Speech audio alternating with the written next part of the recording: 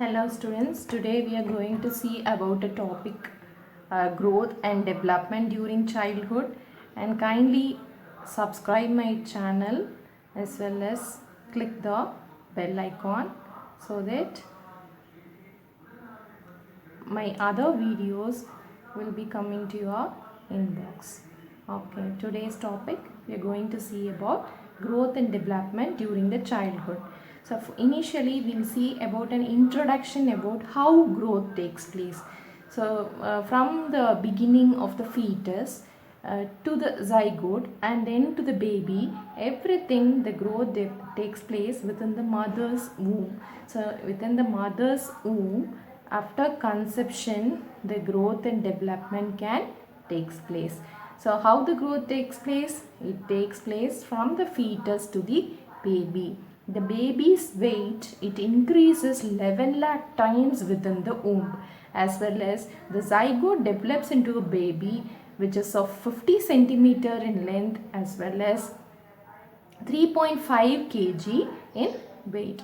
So this is regarding how the growth takes place within the mother's womb. And after the delivery, the newborn is small, helpless, and it is incapable of satisfying biological needs for some days.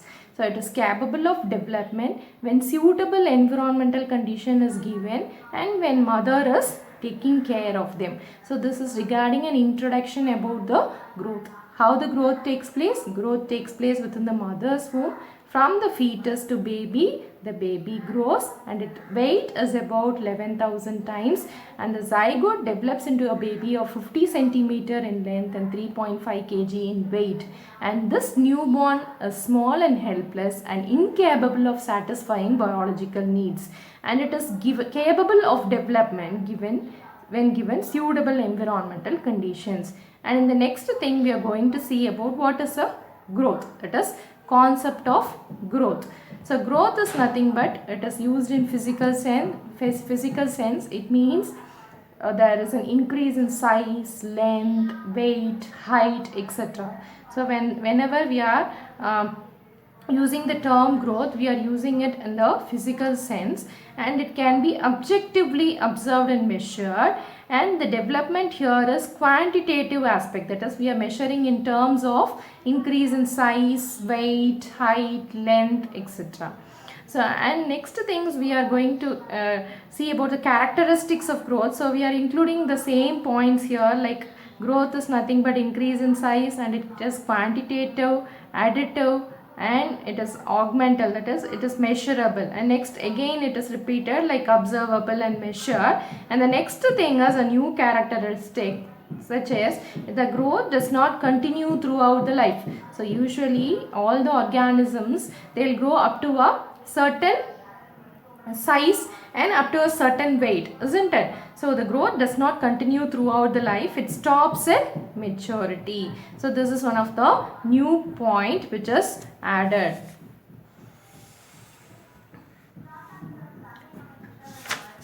And next characteristic is nothing but growth may or may not bring the development. Here the child becoming fat may not bring the functional development.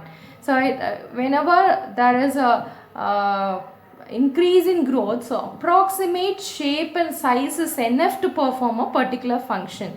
If there is overgrowth, it may not bring the functional development. And the rate of growth is not uniform. So you can see the growth is rapid during the early years of infancy or early years of child growth, as well as it slows down during the later years of the growth. And there exists a wide range of individual differences in the growth and development. So it differs from person to person. So depending upon their growth, the rate of growth is not uniform. And so we have seen about the concept of growth and the characteristics of growth. So we have included few points as extra points under the characteristics of growth, like growth may not be uniform and growth may not be continuous throughout the life, as well as growth may not bring the development and there exists a wide range of individual differences. So you have to remember it is not continuous, it may or may not bring development, and the rate of growth is not uniform, and there is a wide range of individual differences as extra points under the characteristics of growth. And the next thing is we are going to see about the concept of development. So whenever there is an overall changes in the shape form which results in the improved functioning and working of an individual, so it indicates a change in quality or character, and the development may be as a result of growth, maturation and learning. So next thing we are going to see about characteristics of development. So we have seen what is a development. Development is nothing but there is a change in the shape as well as change in the form. For example, the baby's leg will be very flexible. So when it grows up to an age of 2 to 2.5 years, so it is flexible and it can withstand its weight and it can walk. So when it is a small and helpless neonate, it cannot walk. So there is a change in the shape and form which results in improved functioning or working like walking or running. So this is an example for development. And sometimes there is a change in the quality or character of an individual depending on their learning as well as depending on their maturation level. For example, the child may not adjust with the others while playing with their peer group during their early years of infancy, and during the later years of infancy they can adjust with their peer group and play. So this results as a result of maturation and learning. And next comes the characteristics of development, and under characteristics the development is nothing but it is a progressive series of change that results due to a maturation and experience. So due to maturation as well as experience there is a sequential progressive, a small by small improvement can be seen in the development that comes under characteristics of development. A progressive series of changes can be observed as a result of maturation and experience. And here the development is continuous in all areas of mental activity. And here the goal of development is to enable the individual. So development is continuous in all areas of mental activity, and the goal of development is to enable the individual to adapt to the environment. Development results in improved functioning of an individual, and the development results as a result of complex process like integrating structures and functions. Development is of many aspects like physical, emotional, intellectual, social, moral aspects of development. And here the rate of development is not uniform. Individual differences is seen in all the aspects.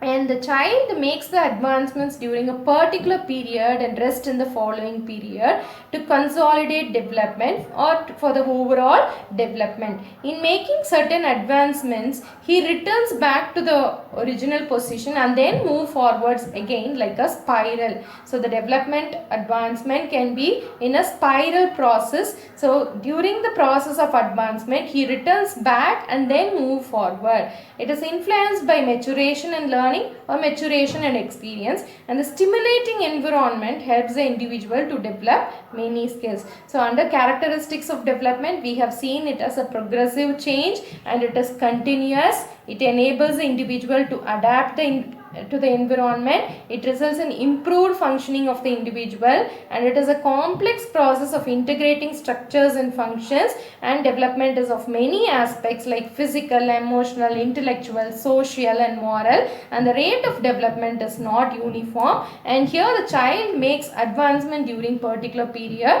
and rest in the following period to consolidate the development. And in certain advancements, the person who is learning will return back and then move forward again. So you can call them as spiral advancement. It is influenced by maturation and learning. Stimulating environment helps to develop the many skills. So these are the points you have to cover under the characteristics of development, and there is further more points to cover under the characteristics of development.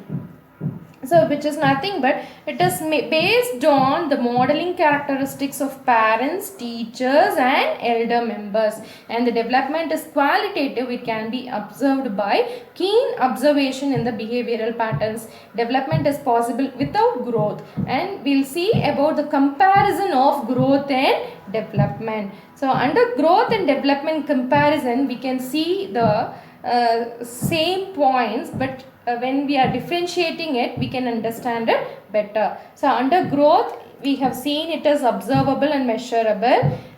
So we are able to measure increase in size, height, weight, etc. So you can put it like growth is advanced. Growth is quantitative, augmental, additive. It shows increase in size, heavier and larger. And here the development is qualitative and quantitative. It indicates improved functioning of an individual. And this growth can be objectively observed and measured. It can be observed by, development can be observed by keen observation of individual and behavioral situations. And the next point, that is third point, is growth does not occur throughout the lifespan. It is not continuous, whereas the development is continuous in all areas of mental activity.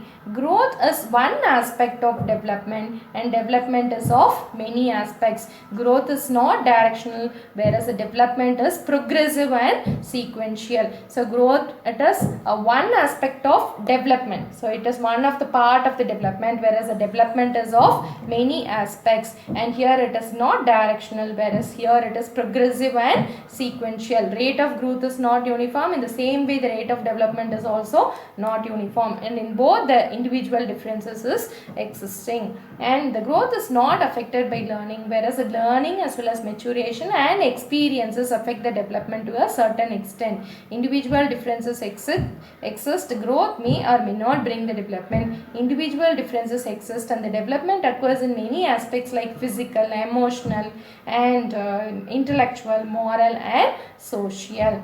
So thanks for watching as well as learning, and try to subscribe my channel. You will get further videos of my lecturing, as well as you will be